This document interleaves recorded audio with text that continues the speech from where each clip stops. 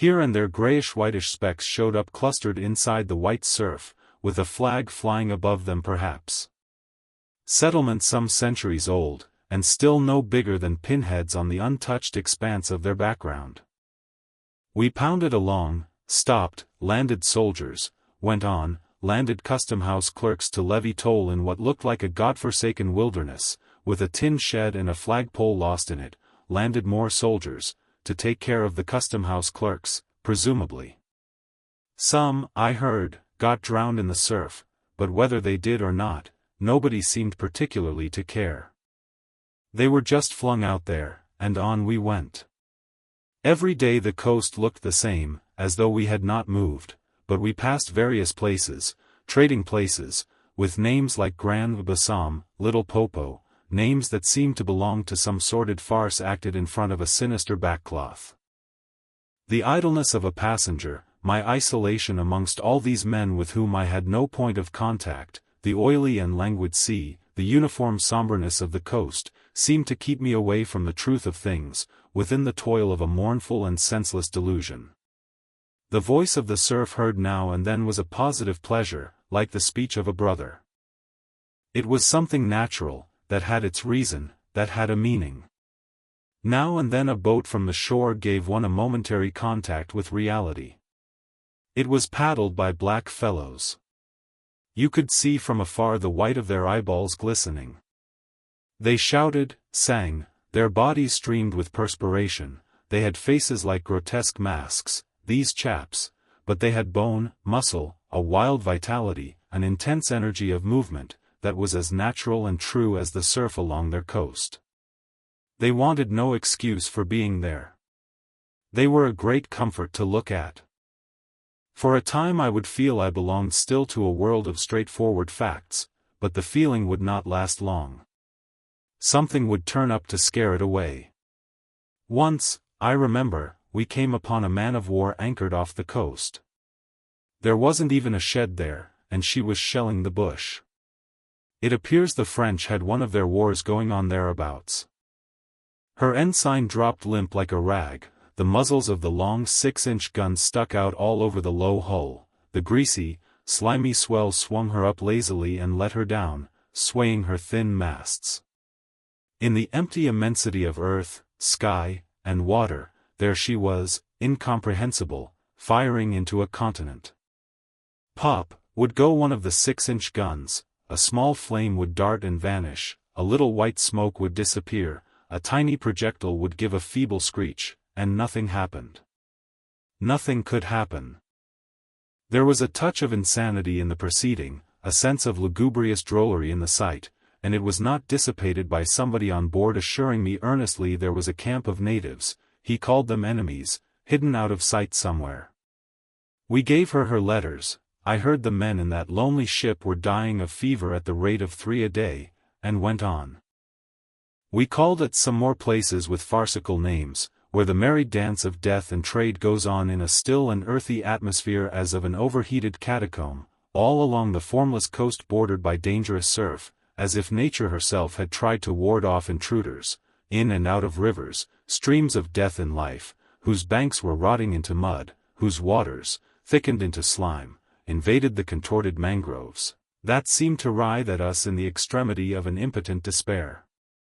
Nowhere did we stop long enough to get a particularized impression, but the general sense of vague and oppressive wonder grew upon me. It was like a weary pilgrimage amongst hints for nightmares. It was upward of 30 days before I saw the mouth of the big river. We anchored off the seat of the government. But my work would not begin till some 200 miles farther on. So as soon as I could I made a start for a place 30 miles higher up. I had my passage on a little seagoing steamer. Her captain was a Swede, and knowing me for a seaman, invited me on the bridge. He was a young man, lean, fair, and morose, with lanky hair and a shuffling gait. As we left the miserable little wharf, he tossed his head contemptuously at the shore. "Been living there?" he asked. I said, "Yes." "Fine lot these government chaps, are they not?" he went on, speaking English with great precision and considerable bitterness. It is funny what some people will do for a few francs a month. I wonder what becomes of that kind when it goes up country. I said to him I expected to see that soon. So, he exclaimed. He shuffled athwart, keeping one eye ahead vigilantly. Don't be too sure, he continued. The other day I took up a man who hanged himself on the road. He was a Swede, too. Hanged himself. Why, in God's name? I cried. He kept on looking out watchfully. Who knows? The sun too much for him, or the country perhaps. At last we opened a reach. A rocky cliff appeared, mounds of turned-up earth by the shore, houses on a hill, others with iron roofs, amongst a waste of excavations, or hanging to the declivity. A continuous noise of the rapids above hovered over this scene of inhabited devastation. A lot of people, mostly black and naked, moved about like ants. A jetty projected into the river. A blinding sunlight drowned all this at times in a sudden recrudescence of glare. There's your company's station, said the Swede, pointing to 3 wooden barrack-like structures on the rocky slope. I will send your things up. For boxes did you say? So. Farewell. I came upon a boiler wallowing in the grass, then found a path leading up the hill. It turned aside for the boulders, and also for an undersized railway truck lying there on its back with its wheels in the air. One was off. The thing looked as dead as the carcass of some animal. I came upon more pieces of decaying machinery, a stack of rusty rails. To the left a clump of trees made a shady spot, where dark things seemed to stir feebly. I blinked, the path was steep. A horn tooted to the right, and I saw the black people run. A heavy and dull detonation shook the ground, a puff of smoke came out of the cliff, and that was all. No change appeared on the face of the rock. They were building a railway. The cliff was not in the way or anything, but this objectless blasting was all the work going on. A slight clinking behind me made me turn my head. 6 black men advanced in a file, toiling up the path. They walked erect and slow, balancing small baskets full of earth on their heads, and the clink kept time with their footsteps.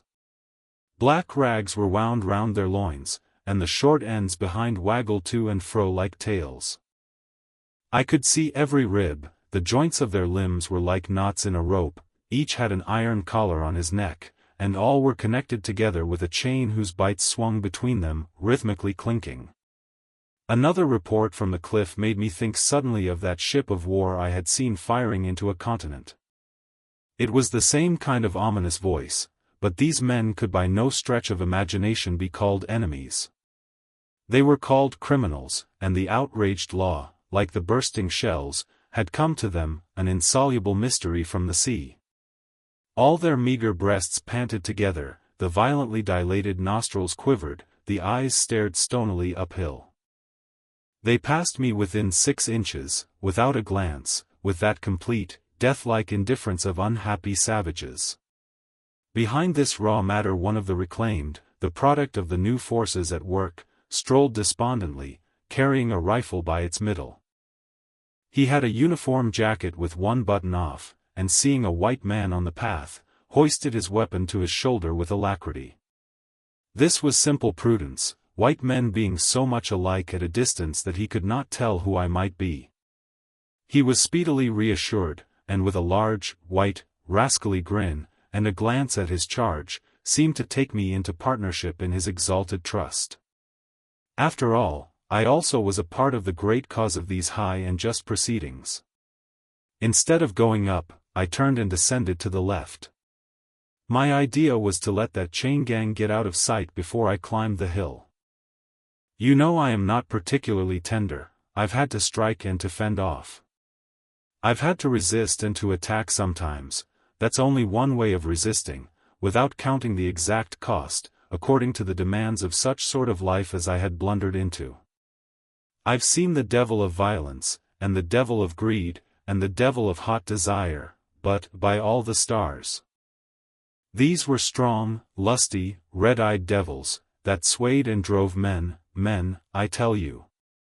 But as I stood on this hillside, I foresaw that in the blinding sunshine of that land I would become acquainted with a flabby, pretending, weak-eyed devil of a rapacious and pitiless folly. How insidious he could be, too, I was only to find out several months later and 1,000 miles farther. For a moment I stood appalled, as though by a warning. Finally I descended the hill, obliquely, towards the trees I had seen. I avoided a vast artificial hole somebody had been digging on the slope, the purpose of which I found it impossible to divine. It wasn't a quarry or a sandpit, anyhow. It was just a hole. It might have been connected with the philanthropic desire of giving the criminals something to do. I don't know. Then I nearly fell into a very narrow ravine, almost no more than a scar in the hillside. I discovered that a lot of imported drainage pipes for the settlement had been tumbled in there. There wasn't one that was not broken. It was a wanton smash-up. At last I got under the trees. My purpose was to stroll into the shade for a moment, but no sooner within than it seemed to me I had stepped into the gloomy circle of some inferno. The rapids were near, and an uninterrupted, uniform, headlong, rushing noise filled the mournful stillness of the grove, where not a breath stirred, not a leaf moved, with a mysterious sound, as though the tearing pace of the launched earth had suddenly become audible. Black shapes crouched, lay, sat between the trees leaning against the trunks, clinging to the earth, half coming out, half effaced within the dim light, in all the attitudes of pain, abandonment, and despair. Another mine on the cliff went off, followed by a slight shudder of the soil under my feet. The work was going on. The work. And this was the place where some of the helpers had withdrawn to die. They were dying slowly, it was very clear. They were not enemies, they were not criminals, they were nothing earthly now, nothing but black shadows of disease and starvation, lying confusedly in the greenish gloom. Brought from all the recesses of the coast in all the legality of time contracts, lost in uncongenial surroundings, fed on unfamiliar food, they sickened, became inefficient, and were then allowed to crawl away and rest. These moribund shapes were free as air, and nearly as thin. I began to distinguish the gleam of the eyes under the trees.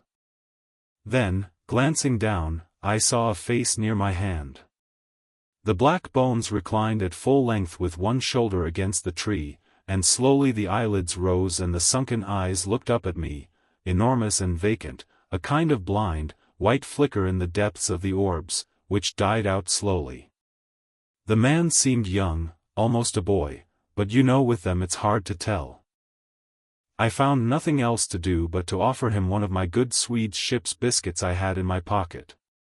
The fingers closed slowly on it and held, there was no other movement and no other glance. He had tied a bit of white worsted round his neck. Why? Where did he get it? Was it a badge, an ornament, a charm, a propitiatory act? Was there any idea at all connected with it? It looked startling round his black neck, this bit of white thread from beyond the seas. Near the same tree 2 more bundles of acute angles sat with their legs drawn up. One, with his chin propped on his knees, stared at nothing, in an intolerable and appalling manner. His brother phantom rested its forehead, as if overcome with a great weariness, and all about others were scattered in every pose of contorted collapse, as in some picture of a massacre or a pestilence. While I stood horror-struck, one of these creatures rose to his hands and knees, and went off on all fours towards the river to drink. He lapped out of his hand, then sat up in the sunlight, crossing his shins in front of him, and after a time let his woolly head fall on his breastbone. I didn't want any more loitering in the shade, and I made haste towards the station. When near the buildings I met a white man, in such an unexpected elegance of get-up that in the first moment I took him for a sort of vision. I saw a high starched collar, white cuffs, a light alpaca jacket, snowy trousers, a clean necktie, and varnished boots. No hat. Hair parted, brushed, oiled, under a green-lined parasol held in a big white hand. He was amazing, and had a penholder behind his ear. I shook hands with this miracle, and I learned he was the company's chief accountant, and that all the bookkeeping was done at this station. He had come out for a moment, he said, to get a breath of fresh air. The expression sounded wonderfully odd, with its suggestion of sedentary desk life. I wouldn't have mentioned the fellow to you at all, only it was from his lips that I first heard the name of the man who is so indissolubly connected with the memories of that time. Moreover, I respected the fellow. Yes, I respected his collars, his vast cuffs, his brushed hair. His appearance was certainly that of a hairdresser's dummy, but in the great demoralization of the land he kept up his appearance. That's backbone. His starched collars and got-up shirt fronts were achievements of character. He had been out nearly 3 years, and, later, I could not help asking him how he managed to sport such linen. He had just the faintest blush, and said modestly, "I've been teaching one of the native women about the station." It was difficult. She had a distaste for the work. Thus this man had verily accomplished something. And he was devoted to his books, which were in apple pie order. Everything else in the station was in a muddle: heads, things, buildings. Strings of dusty niggers with splay feet arrived and departed, a stream of manufactured goods, rubbishy cottons, beads, and brass wires sent into the depths of darkness, and in return came a precious trickle of ivory. I had to wait in the station for 10 days, an eternity. I lived in a hut in the yard, but to be out of the chaos I would sometimes get into the accountant's office.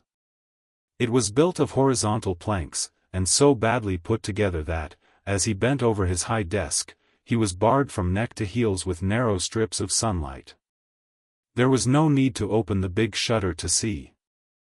It was hot there, too. Big flies buzzed fiendishly, and did not sting, but stabbed. I sat generally on the floor, while, a faultless appearance, and even slightly scented, perching on a high stool, he wrote. Sometimes he stood up for exercise.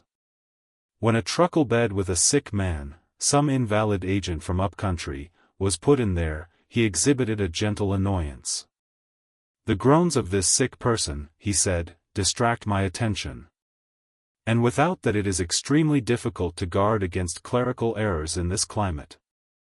One day he remarked, without lifting his head, "In the interior you will no doubt meet Mr. Kurtz." On my asking who Mr. Kurtz was, he said he was a first-class agent, and seeing my disappointment at this information, he added slowly, laying down his pen, "He is a very remarkable person." Further questions elicited from him that Mr. Kurtz was at present in charge of a trading post, a very important one, in the true ivory country, at the very bottom of there. Sends in as much ivory as all the others put together. He began to write again. The sick man was too ill to groan. The flies buzzed in a great peace. Suddenly there was a growing murmur of voices and a great tramping of feet. A caravan had come in. A violent babble of uncouth sounds burst out on the other side of the planks. All the carriers were speaking together, and in the midst of the uproar the lamentable voice of the chief agent was heard, giving it up, tearfully for the 20th time that day. He rose slowly. "What a frightful row," he said. He crossed the room gently to look at the sick man, and returning, said to me, "He does not hear." "What? Dead?" I asked, startled. "No, not yet," he answered, with great composure. Then, alluding with a toss of the head to the tumult in the station yard, "When one has got to make correct entries, one comes to hate those savages, hate them to the death." He remained thoughtful for a moment. "When you see Mr. Kurtz," he went on, "tell him from me that everything here," he glanced at the deck, "is very satisfactory. I don't like to write to him. With those messengers of ours you never know who may get hold of your letter, at that central station." He stared at me for a moment with his mild, bulging eyes. "Oh," he will go far, very far, he began again. He will be a somebody in the administration before long. They, above, the council in Europe, you know, mean him to be. He turned to his work. The noise outside had ceased, and presently in going out I stopped at the door. In the steady buzz of flies the homeward-bound agent was lying finished and insensible, the other, bent over his books, was making correct entries of perfectly correct transactions, and 50 feet below the doorstep I could see the still treetops of the Grove of Death. Next day I left that station at last, with a caravan of 60 men, for a 200-mile tramp. No use telling you much about that. Paths, everywhere, a stamped-in network of paths spreading over the empty land, through the long grass, through burnt grass, through thickets, down and up chilly ravines, up and down stony hills ablaze with heat, and a solitude, nobody, not a hut. The population had cleared out a long time ago. Well, if a lot of mysterious niggers armed with all kinds of fearful weapons suddenly took to traveling on the road between Deal and Gravesend, catching the yokels right and left to carry heavy loads for them, I fancy every farm and cottage thereabouts would get empty very soon. Only here the dwellings were gone, too. Still I passed through several abandoned villages. There's something pathetically childish in the ruins of grass walls. Day after day, with the stamp and shuffle of 60 pair of bare feet behind me, each pair under a 60 pounds load. Camp, cook, sleep, strike camp, march. Now and then a carrier dead in harness, at rest in the long grass near the path, with an empty water gourd and his long staff lying by his side. A great silence around and above. Perhaps on some quiet night the tremor of far-off drums, sinking, swelling, a tremor vast, faint, a sound weird, appealing, suggestive, and wild, and perhaps with as profound a meaning as the sound of bells in a Christian country. Once a white man in an unbuttoned uniform, camping on the path with an armed escort of lank Zanzibaris, very hospitable and festive, not to say drunk, was looking after the upkeep of the road, he declared. Can't say I saw any road or any upkeep, unless the body of a middle-aged Negro, with a bullet hole in the forehead, upon which I absolutely stumbled 3 miles farther on, may be considered as a permanent improvement.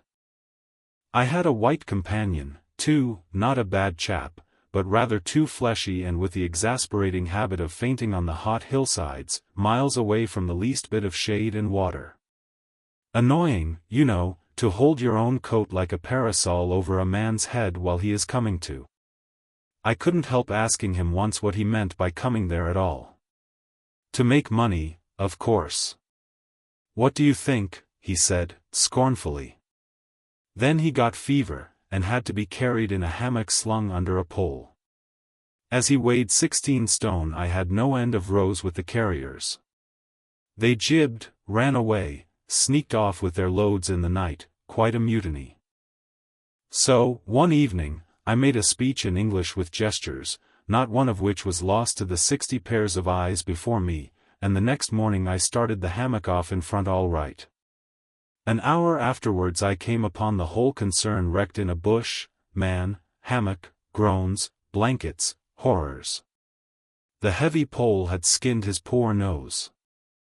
He was very anxious for me to kill somebody, but there wasn't the shadow of a carrier near. I remembered the old doctor. It would be interesting for science to watch the mental changes of individuals, on the spot. I felt I was becoming scientifically interesting. However, all that is to no purpose. On the 15th day I came in sight of the big river again, and hobbled into the central station.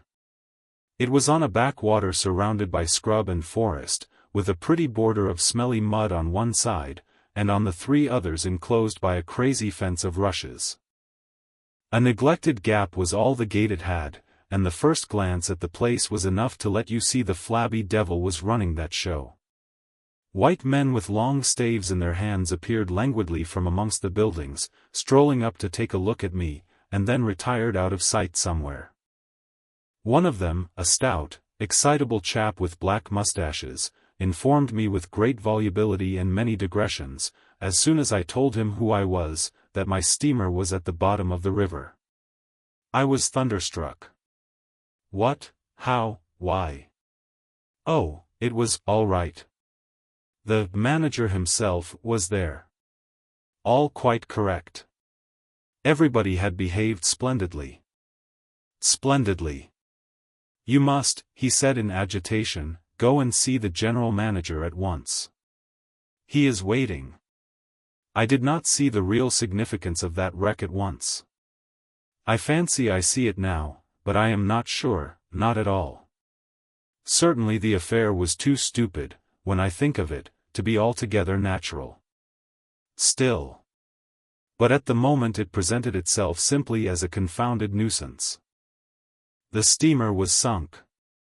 They had started 2 days before in a sudden hurry up the river with the manager on board, in charge of some volunteer skipper, and before they had been out 3 hours they tore the bottom out of her on stones, and she sank near the south bank. I asked myself what I was to do there, now my boat was lost.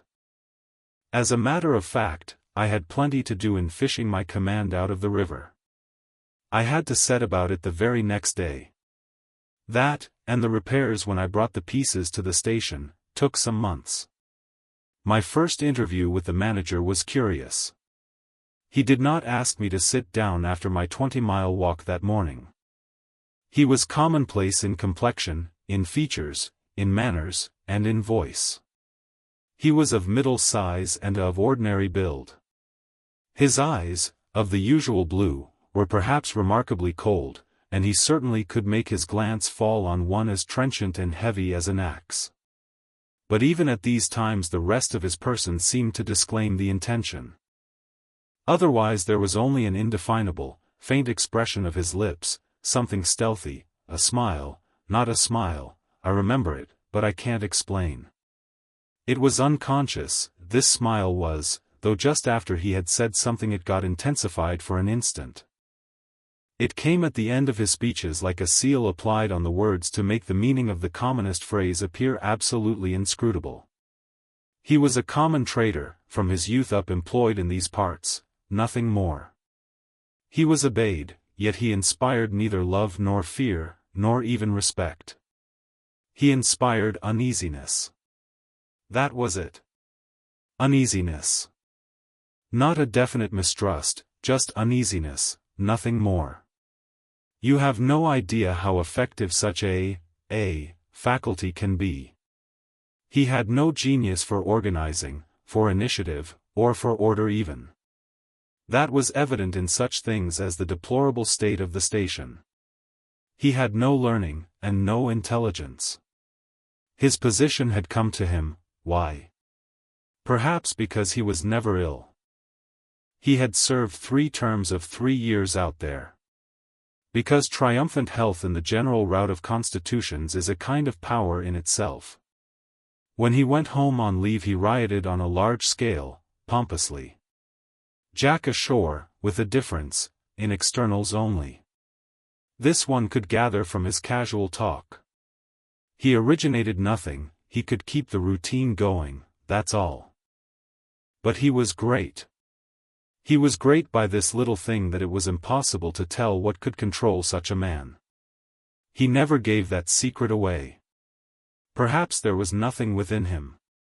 Such a suspicion made one pause, for out there were no external checks. Once when various tropical diseases had laid low almost every agent in the station, he was heard to say, men who come out here should have no entrails.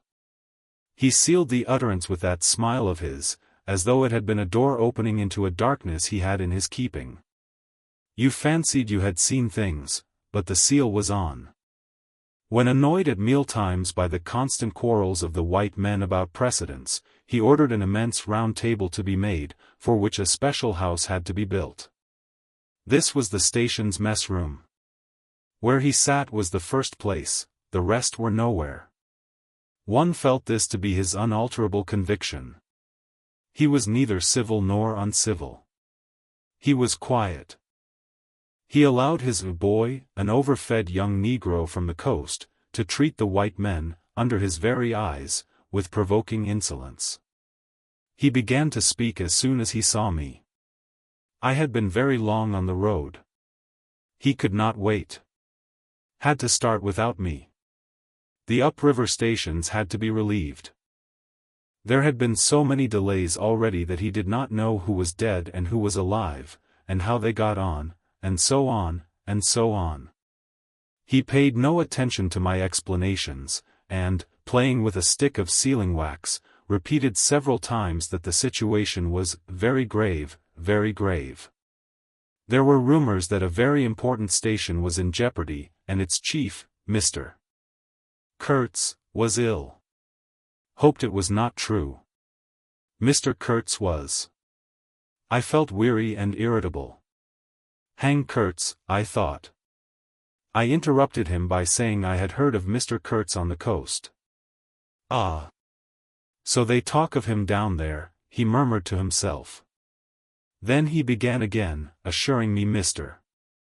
Kurtz was the best agent he had, an exceptional man, of the greatest importance to the company, therefore I could understand his anxiety. He was, he said, very, very uneasy. Certainly he fidgeted on his chair a good deal, exclaimed, "Ah, Mr. Kurtz," broke the stick of sealing wax and seemed dumbfounded by the accident. Next thing he wanted to know how long it would take to. I interrupted him again. Being hungry, you know, and kept on my feet too. I was getting savage. How can I tell? I said. I haven't even seen the wreck yet, some months, no doubt. All this talk seemed to me so futile.